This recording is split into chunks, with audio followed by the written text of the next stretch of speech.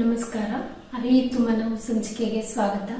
ಇಂದು ನಾವು ಪ್ರೀತಿಯಿಂದ ಪರಮಾತ್ಮನೆಡೆಗೆ ಈ ಪುಸ್ತಕದಿಂದ ಡಾಕ್ಟರ್ ಕೆ ಭುಜಂಗಶೆಟ್ಟಿ ಇವರು ಬರೆದಿರುವ ಪುಸ್ತಕದಿಂದ ದಿನವಿಡೀ ನಟಿಸುವ ನಟರು ನಾವು ಈ ಬಗ್ಗೆ ತಿಳ್ಕೊಳ್ಳೋಣ ಬನ್ನಿ. ಒಟ್ಟಾರೆ ಈ ಪುಸ್ತಕದಲ್ಲಿ ನಮ್ಮ ಮನಸ್ಸಿನ ಅಗಾಧ ಶಕ್ತಿಯ ಬಗ್ಗೆನೇ ವಿವರಿಸ್ತಾ ಹೋಗಿದ್ದಾರೆ ಲೇಖಕರು. ನಾವು ಬೆಳಕಿಗಿಂತ ವೇಗವಾಗಿ ಚಲಿಸಬಲ್ಲೆವು ಹಾಗೂ ನಮ್ಮ ಮನಸ್ಸು ಕ್ಷಣ ಮಾತ್ರದಲ್ಲಿ ವಿಶ್ವದ ಎಲ್ಲಿಗಾದರೂ ತಲುಪಬಲ್ಲದು ಎಂಬುದು ನೆನಪಿರಲಿ. ಇದನ್ನು ಓದಬೇಕಾದ್ರೆ ಭಗವದ್ಗೀತೆ ಒಂದು ಶ್ಲೋಕದ ಅರ್ಥ ನೆನಪಾಗುತ್ತೆ. ಭಗವದ್ಗೀತೆ ಒಂದು ಶ್ಲೋಕದಲ್ಲಿ ಮನಸ್ಸಿನ ಶಕ್ತಿಯ ಅಗಾಧತೆಯ ಬಗ್ಗೆ ವಿವರಿಸಿದ್ದಾರೆ. ಅಲ್ಲಿ ನಮ್ಮ ಜೀವನದ ಸೃಷ್ಟಿಕರ್ತನೂ ನಾವೇ, ನಮ್ಮ ಏಳ್ಗೆ ನಮ್ಮ ಕೈಯಲ್ಲೇ ಇದೆ, ಹಾಗೆ ನಮ್ಮ ಅಧಃಪತನೂ ನಮ್ಮ ಕೈಯಲ್ಲೇ ಇದೆ. ನಮ್ಮ ಮನಸ್ಸನ್ನು ನಾವು ಹೇಗೆ ಟ್ರೈನ್ ಮಾಡ್ತೀವಲ್ಲ, ನಮ್ಮ ಜೀವನ ನಾವು ಹಾಗೆ ರೂಪಿಸ್ಕೊಳ್ತಾ ಹೋಗ್ಬೋದು. ಈ ಬಗ್ಗೆ ಭಗವದ್ಗೀತೆಯಲ್ಲಿ ವಿವರಿಸಿದ್ದಾರೆ. ನಮ್ಮ ಮನಸ್ಸು ಯಾವಾಗಲೂ ನಮ್ಮ ಅಡಿಯಾಳಾಗಿರಬೇಕು. ಫಾರ್ ಎಕ್ಸಾಂಪಲ್, ಬೆಳಗ್ಗೆ ಬೇಗ ಹೇಳಬೇಕು ಅಂತ ಅಲಾರಾಮ್ ಇಟ್ಟಿರ್ತೀವಿ. ಅಲಾರಾಮ್ ಹೊಡೆದ ತಕ್ಷಣ ಆ ಟೈಮಲ್ಲಿ ಮನಸ್ಸು ಹೇಳುತ್ತೆ, ಮತ್ತೆ ಇನ್ನೊಂದು ಸ್ವಲ್ಪ ಹೊತ್ತು ಮಲಗಿಬಿಡು, ಆಮೇಲೆ ಎದ್ದೇಳೋಣ. ಆಗ ನಾವು ತಕ್ಷಣ ಎಚ್ಚೆತ್ಕೊಂಡು ತಲೆ ಮೇಲೆ ಒಂದು ಕೊಟ್ಟು ಇದು ಕುತ್ಕೋಬೇಕಾಗುತ್ತೆ. ಇಲ್ಲ ಅಂದರೆ ನಮ್ಮ ಮನಸ್ಸು ನಮ್ಮನ್ನು ಲೀಡ್ ಮಾಡೋಕ್ಕೆ ಶುರು ಮಾಡಿಬಿಡುತ್ತೆ. ನಾವು ಎಲ್ಲಿ ತಲುಪಬೇಕಲ್ಲ ಗುರಿ, ಅದಕ್ಕೆ ನಾವು ಲೀಡ್ ಮಾಡಬೇಕು. ನಮ್ಮ ಡ್ರೈವಿಂಗ್ ಸೀಟಲ್ಲಿ ನಾವೇ ಇದ್ದರೆ ನಮಗೆ ಬೇಕಾದ ಕಡೆ ನಾವು ಹೋಗ್ಬೋದು. ಇಲ್ಲ ಮನಸ್ಸು ಹುಚ್ಚುಕೋಡಿ ಅದು ಓದಂಗೆ ಕುಣಿಯೋಕ್ಕೆ ಬಿಟ್ಟರೆ ನಮ್ಮ ಗುರಿ ನಾವು ತಲುಪೋದು ನಿಧಾನ ಆಗ್ತಾ ಹೋಗುತ್ತೆ.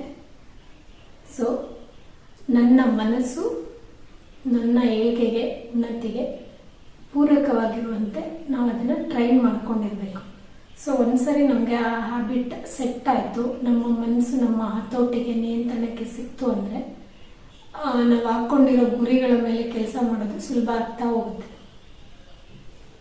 ಬೆಳಗಿನಿಂದ ಸಂಜೆಯವರೆಗೂ ದಿನದ ಬೇರೆ ಬೇರೆ ಹೊತ್ತಿನಲ್ಲಿ ನಾವೆಲ್ಲರೂ ಬೇರೆ ಬೇರೆ ಪಾತ್ರಗಳಲ್ಲಿ ಅಭಿನಯಿಸುತ್ತಿರುತ್ತೇವೆ. ಬೆಳಗ್ಗೆ ಮನೆಯಲ್ಲಿ ನಮ್ಮಲ್ಲಿ ಕೆಲವರು ಪ್ರೀತಿಯ ತಂದೆ, ಗಂಡ, ನಂತರ ನಮ್ಮ ಕಚೇರಿಗಳಲ್ಲಿ ಅಧಿಕಾರ ಚಲಾಯಿಸುವ ಅಧಿಕಾರಿಗಳಾಗುತ್ತೇವೆ. ಸಂಜೆಗೆ ಸ್ನೇಹಿತರೊಂದಿಗೆ ಮಕ್ಕಳಂತೆ ನಾವು ನಕ್ಕು ನಲಿಯುತ್ತೇವೆ. ನಮ್ಮನ್ನು ಸೂಕ್ಷ್ಮವಾಗಿ ಗಮನಿಸಿಕೊಂಡರೆ ನಮ್ಮ ಬಗೆ ಬಗೆಯ ಪಾತ್ರಗಳಿಗೆ ಹೊಂದುವಂತೆ ನಮ್ಮ ನಡವಳಿಕೆ ಹಾಗೂ ಮುಖವಾಡಗಳನ್ನು ಬದಲಾಯಿಸಿಕೊಂಡಿರುತ್ತೇವೆ. ಇಲ್ಲಿ ಲೇಖಕರು ಹೇಳ್ತಾ ಇರೋದು, ಆಯಾ ಟೈಮಿಗೆ, ಸಮಯಕ್ಕೆ ತಕ್ಕಂತೆ ನಾವು ನಮ್ಮ ಪಾತ್ರಗಳಲ್ಲಿ ಬದಲಾವಣೆ ಮಾಡ್ಕೊಳ್ತಾ ಹೋಗ್ತೀವಲ್ಲ, ಇದು ಹೇಗೆ ಸಾಧ್ಯ? ನಾವು ಆ ರೀತಿ ಟ್ರೈನ್ ಆಗಿರ್ತೀವಿ. ಮನಸ್ಸು ಆ ಸನ್ನಿವೇಶ, ಸ್ಥಿತಿಗೆ, ಆ ಸಂಬಂಧಗಳಿಗೆ, ಆ ವಾತಾವರಣಕ್ಕೆ ಹೋಗಿರುತ್ತೆ. ಆ ಸ್ಪಾಟಿಗೆ ಎಂಟ್ರ್ ಆದ ತಕ್ಷಣ ಆಟೋಮೆಟಿಕ್ ಆಯಾ ಜಾಗಕ್ಕೆ ಬೇಕಾಗಿರೋ ಆ ಮಾಡೆಲ್ಲು ತಾನಾಗೆ ಜಾಗೃತ ಸ್ಥಿತಿಗೆ ಬರುತ್ತೆ.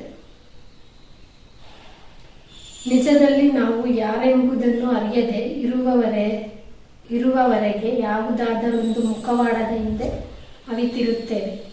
ನಮಗೆ ನಾವು ಯಾರು ಅನ್ನೋ ನಮ್ಮ ವ್ಯಕ್ತಿತ್ವದ ಅರಿವು ಇಲ್ಲ ಅಂದಾಗ ಮಾತ್ರ ಬೇರೆ ಬೇರೆ ಮುಖವಾಡ ಹಾಕ್ಕೊಂಡು ಇರ್ತೀವಿ ಅಂತ ಹೇಳ್ತಾ ಇದ್ದಾರೆ.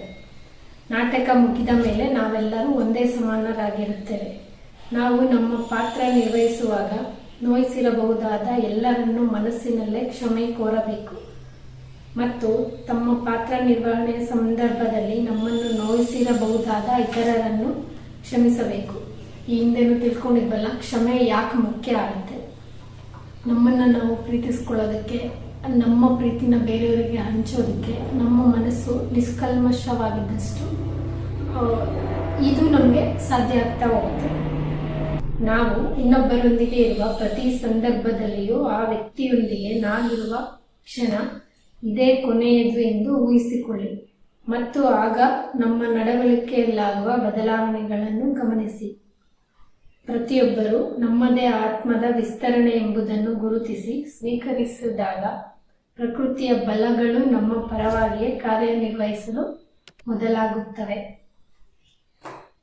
ಲೇಖಕರು ಈ ಈ ವಾಕ್ಯನ ಎಷ್ಟು ಸುಂದರವಾಗಿ ಹೇಳಿದಲ್ಲ.